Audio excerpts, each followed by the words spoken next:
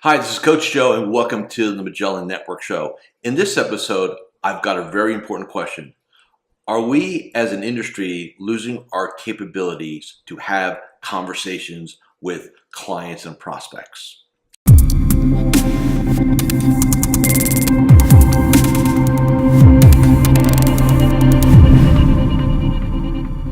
What I mean by that basically is with all these wonderful tools, right? All these wonderful software, from behavioral finance tools to risk tolerance tools to financial planning tools, are we now becoming an industry of data in, crunch it out, and then put it up on a nice screen on the, in the conference room, and now let me get my laser pointer out and go through that?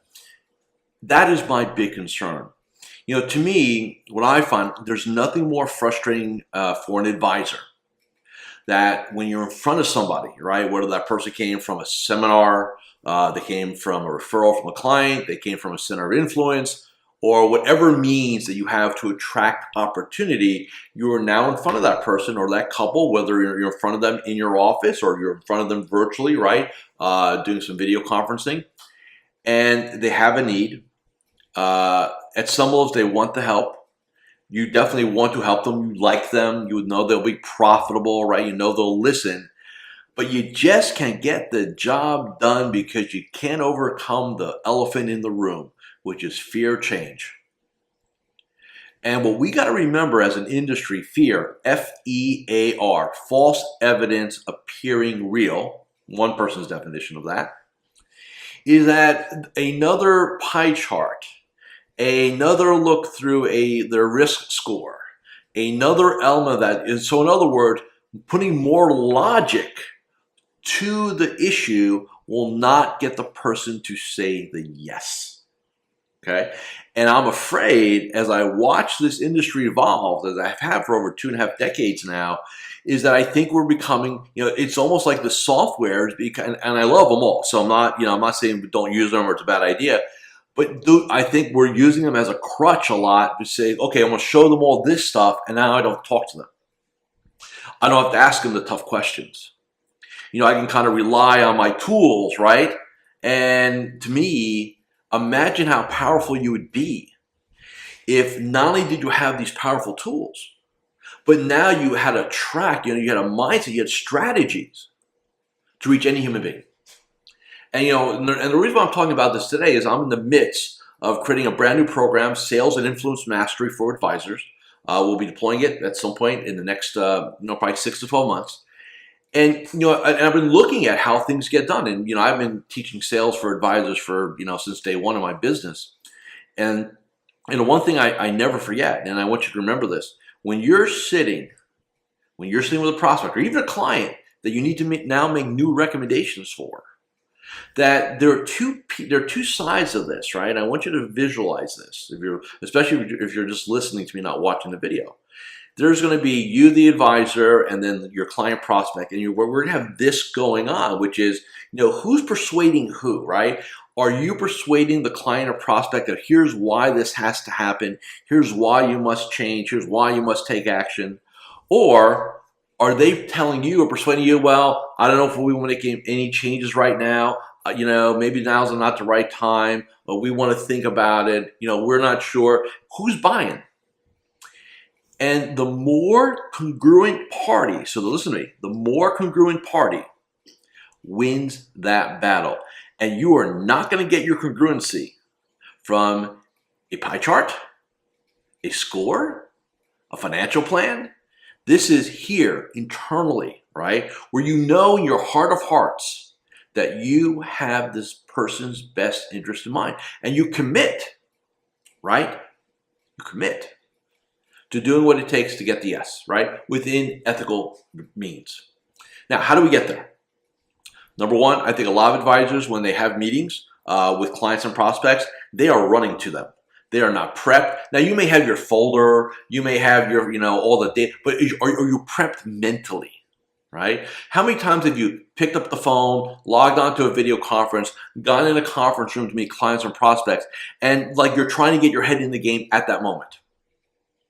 So in other words, you're just showing up, right? And especially For some of you advisors who do a lot of, external marketing, right? So like radio shows or seminars or things like that. And you're just blowing opportunities because we're so busy. So number one, in order to influence others at the highest level, you've got to influence yourself first. Now, what do I mean by that? I mean, why are you here? What is your compelling reason? What is your mission? Do you believe you deserve the business? What do you see when you look at the man or woman in the mirror? What's your internal dialogue, self-talk like? Are you there for yourself, or are you there to really serve others? And if you serve others at the highest level, you will be served well too. What's your approach? Because here's the thing. If you're making this all about you and, your goals and your needs, right? And I got to make money, I got to get a commission, or I've got to get a fee, and it's all about you'll sabotage it. First off, that vibe comes out. You can sit there and say, well, John, I'm really good in front of people. It's interesting. In my career, I've heard thousands of times, John, I'm okay. I just got to get enough opportunity. When I'm in front of people, I'm really good. And then we look at the ratios and look at the numbers, and they're okay. They're mediocre at best, right? Because we don't want to look at our failures, right? So step one, are you here for the right reasons, right? Because if you're not here for the right reasons, that will tell in the communication and in the interaction with other human beings. Okay, number one. So you got to be right. Remember, I talked about this. If you're not all there, you're weak. It's easy. The easiest thing to do is to let them go. Okay, yeah, you need to think about it, or look, I understand. I'll follow up with you, or keep me, and you punt instead of going for it because it's safe. It's also easy, right? The path of least resistance. If you're going to do what I'm asking you to do and really prepare for each meeting, it requires a massive amount of mental, physical, and emotional energy. And if you're tanked out because you're not in great shape, or you're burnt out or fried, or whatever it is, look, you go through the motions in those meetings, and I'll ask the question, and I want you to think about this. Do you mail in your meetings, your review meetings? Like, you just go over it, and there's some things, like, hey, are we doing well? Let's talk about introductions. The things that require some mental and emotional energy, and you just don't feel like doing them. Like, you rationalize it in your head. Well, hey, you know what? We've been here long enough now. We're over time. I'll do it next time, right? Do that for a year, 2 years, 5 years, 10 years, an entire career. And just, my God, think about all the missed opportunity. And here's, to me, the worst part of all this. What I'm talking about today, you have total control over. Nobody determines your mindset but you. Nobody determines your congruency level but you. Nobody determines how you're going to approach a meeting other than you. So total control, right? One of the few things in our space, right? Not compliance, not the markets, not the geopolitical landscape, you. And yet we blow it.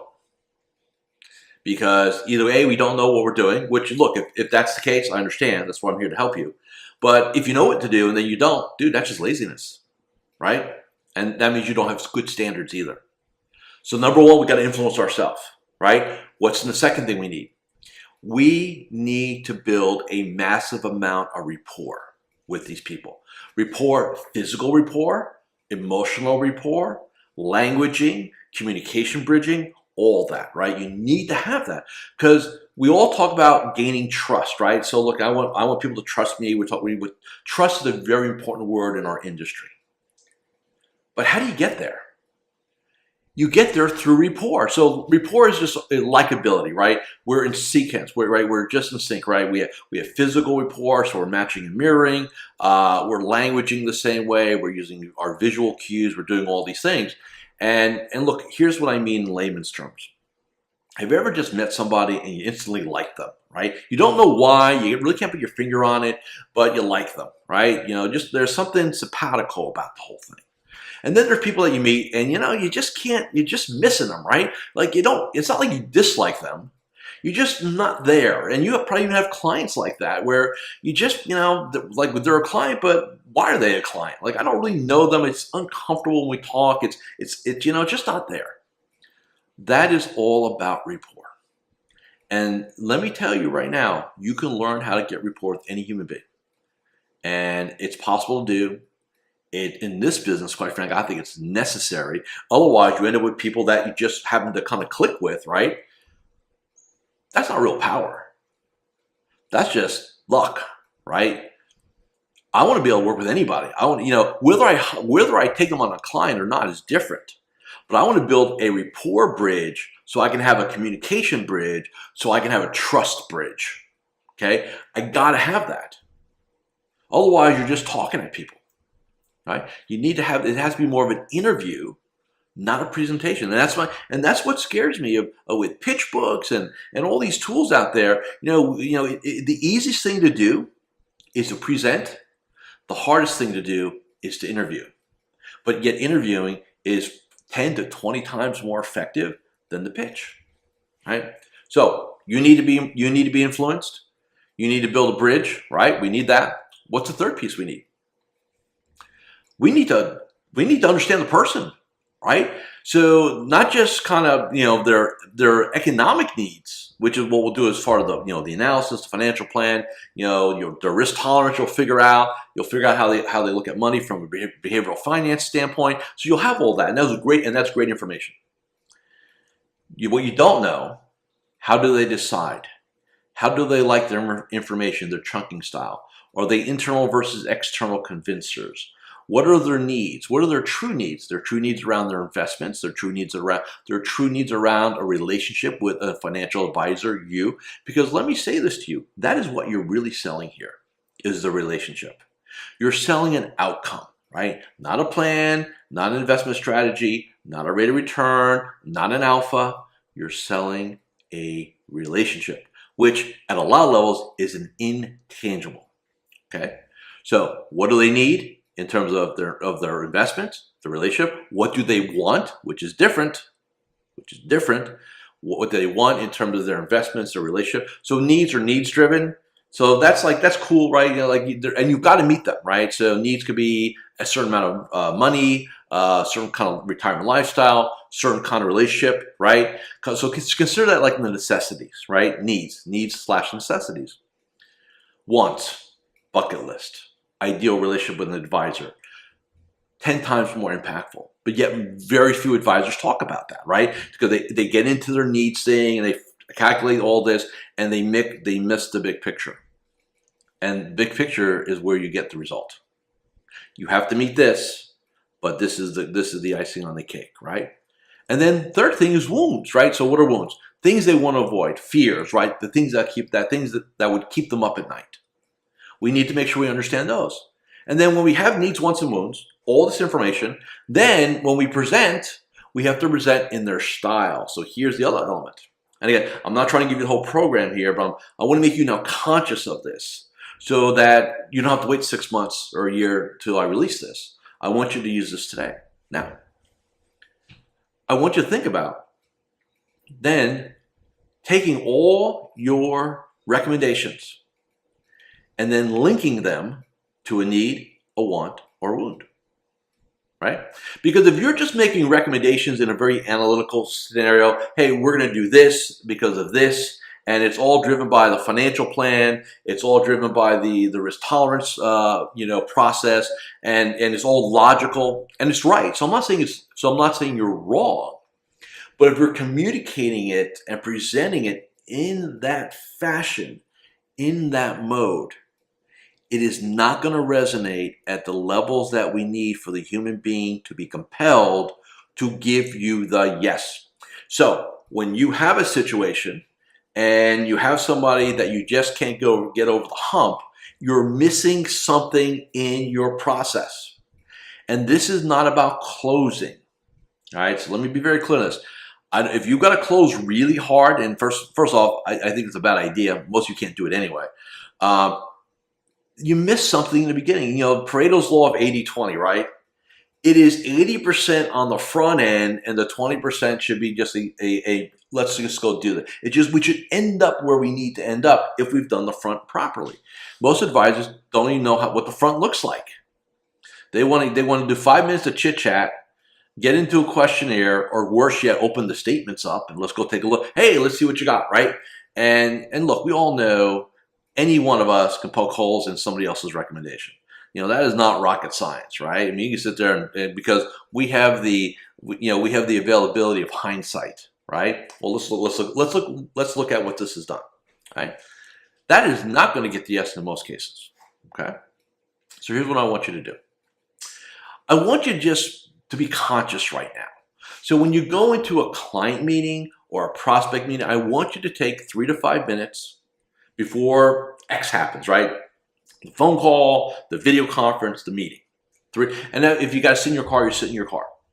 If they come into your office, let your staff sit them in the conference room, get them a cup of coffee, tea, water, soft drink, whatever. Let them hang for 3 to 5 minutes. Don't rush in there like, oh my gosh, they're here. We can't keep them waiting. Look, keep them waiting and be the best version of yourself. Okay? 3 to 5 minutes. Stop everything. Stop everything. No email, no phone calls, no CNBC, none of that stuff.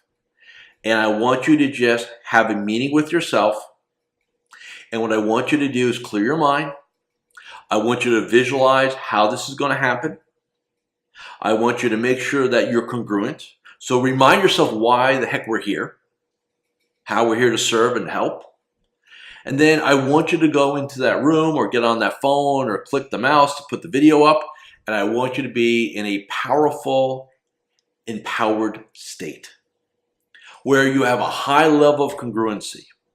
You're engaged. And this is where you'll win that battle of congruency. You'll win because you're prepared to win. How many times in your career have you walked out of a meeting with a client or prospect knowing you blew it? What you could have done. It was an okay meeting, but you left some stuff on the table. Based on lifetime value of a client, longevity, it's a very expensive learning curve. The problem is if we don't change something, what have we learned? Nothing. You're not even aware. It's just like, well, that's just the way it is. No, it's not. So I want to inspire you. I want to challenge you today to be a better version of this, to be a pro, really be the prep.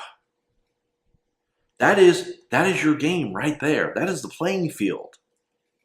You just can't show up and expect greatness. Okay? So, thank you for listening. Thanks for watching this episode of the Magellan Network Show. Hey, real quick, if you like this and you want access to all those materials I'm laying, and by the way, I've been pushing it out to my Magellan Network. Love to have you come in for a couple weeks on me. No credit card, no nothing. Check out MagellanNetwork.net. Let me help you for a couple weeks. See if it makes sense. If not, hey, no harm, no foul. Till next time, this is Coach Joe Lucas on the Magellan Network Show. So there you have it. If you've enjoyed watching this episode of the Magellan Network Show here on YouTube, go ahead and make sure you subscribe to this channel. Also, I want to offer you a complimentary 14-day free trial to my group coaching and mentoring program, the Magellan Network. So go ahead and visit MagellanNetwork.net. That's MagellanNetwork.net. And I'll hook you up 14 days, no strings. I promise you that. Thanks for watching, and I'll see you on our next episode.